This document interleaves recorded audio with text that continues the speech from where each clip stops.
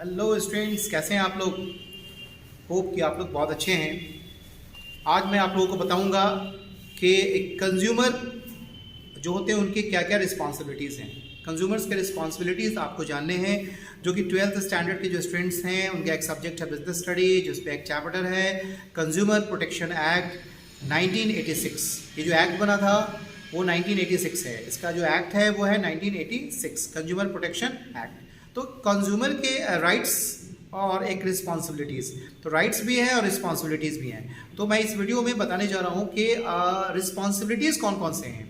तो सबसे पहले जानना है, इधर उधर की बातें मैं ना करूं, मैं सिर्फ और सिर्फ आपको बताऊंगा जो रिस्पॉन्सिबिलिटीज़ हैं एक कंज्यूमर्स के। सबसे पहला रिस्पॉन्सिबिलिटी होगा वो है do not make hurry in buying. कहने का मतलब किसी भी चीज़ को परचेस करने में कंज्यूमर को जल्दबाजी नहीं करना चाहिए। वो अब किसी भी कमोडिटी को परचेस करें तो बहुत सोच समझ के, यानी कि उसके जो सब्स्टिट्यूट प्रोडक्ट हैं उसके बारे में पहले जानें, उसकी क्वांटिटी के बारे में जानें, उसके प्राइस के बारे में जानें। ये सारी जानकारी लेने के बाद किसी दूसरे कमोडिटी से जो उसके सब्स्टिट्यूट्स हैं, जो पड़ती है, जो स्थानापन्न वस्तु कहते हैं ना उसको, यानी सब्स्टिट्यूट कमोडिटी, उससे कंपैरिजन करने के बाद तब जाके वो बहुत सोच समझ के अपने बुद्धि का, अपने माइंड का इस्तेमाल करके, यूज़ करके तब जाके किसी कमोडिटी को परचेस करें, और जल्दबाजी में कोई कमोडिटी को न परचेस करें। इसलिए ये पॉइंट याद रखें आप कि do not make hurry in buying. Okay.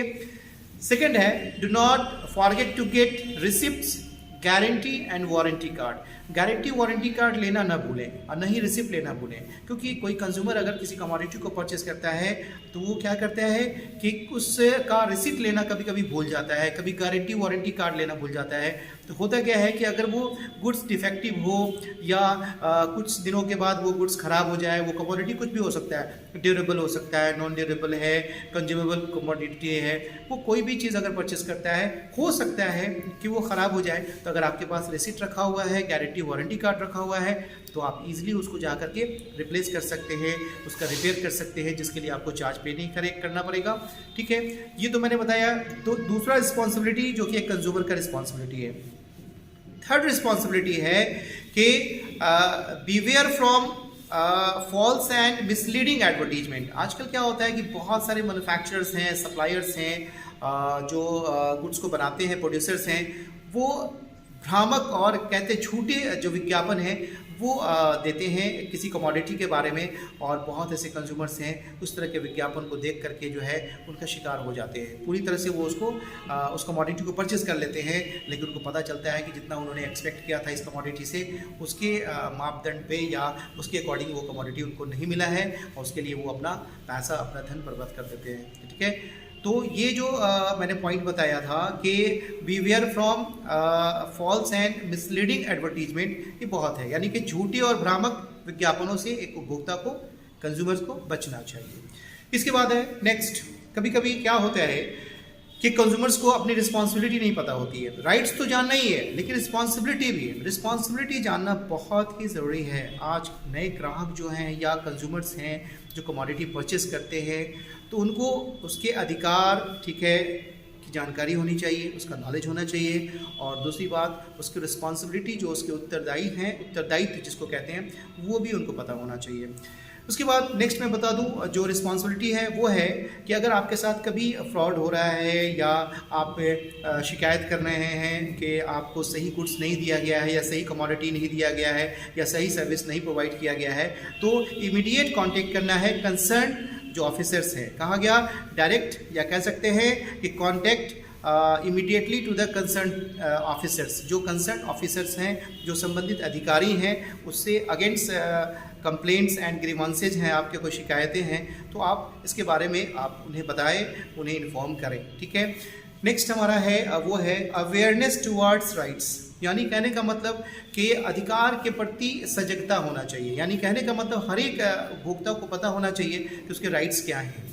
ठीक है, अगर आपकी शिकायतें नहीं सुनी जा रही हैं, आपके कंप्लेंट्स नहीं सुने जा रहे हैं, आपके साथ किसी विक्रेता ने, किसी सेलर ने क्या किया, कुछ गलत कमोडिटी सेल कर दिया, यानी आपने जो कमोडिटी परचेस किया है वो आपके जो मापदंड से या आपके अकॉर्डिंग आप जितना व्यय किया है, जितना आपने स्पेंड किया है, उसके अकॉर्डिंग आपको सेटिस्फैक्शन या यूटिलिटी डिराइव नहीं हो रहा है उस कमोडिटी से, तो आप क्या करेंगे, राइट्स जानेंगे, आपके राइट्स क्या हैं। तो राइट्स, बहुत सारे राइट्स हैं।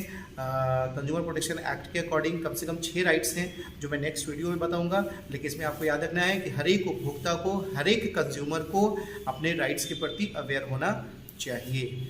और द लास्ट रिस्पॉन्सिबिलिटी है, वो बहुत इंपॉर्टेंट है, वो है कॉशियस ऑफ कंज्यूमर, यानी कि उपभोक्ता की सावधानी। किसी भी कमोडिटी को परचेस करें, सावधान होकर के परचेस करें, और विक्रेता यानी कि सेल्समैन की बातों में ना आए।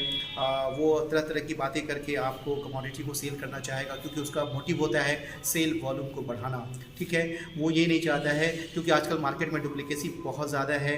कोई भी कमोडिटी, यहाँ तक कि मेडिसिन हो या कोई कमोडिटी है, ये सारे आज प्रॉफिट को बढ़ाने के लिए तरह तरह के विज्ञापन किए जा रहे हैं। आप क्या होते हैं, पूरी तरह से क्लच में आ जाते हैं। तो मीठी मीठी बातें करके अगर कोई विक्रेता कमोडिटी को सेल कर रहा है तो आप उससे बचें, अपने विवेक का इस्तेमाल करें, अपने बुद्धि का इस्तेमाल करें, क्योंकि आप रैशनल हैं, आप इंटेलिजेंट हैं। तो आपको सोच समझ के किसी कमोडिटी को परचेस करना होता है। तो आपके राइट्स अगर हैं तो रिस्पॉन्सिबिलिटी भी है, क्योंकि जहाँ पर राइट्स है वहाँ पर रिस्पॉन्सिबिलिटी है। नेक्स्ट वीडियो में एक कंज्यूमर के क्या क्या राइट्स है वो मैं बताऊँगा। आज के लिए बस इतना ही मैं रहने देता हूँ। Thank you. और मेरे इस वीडियो को अगर टाइम टू टाइम आपको मिलता रहे आपको, तो चैनल को सब्सक्राइब भी करें, शेयर करें और बेल आइकन को प्रेस करना ना भूलें। Thank you.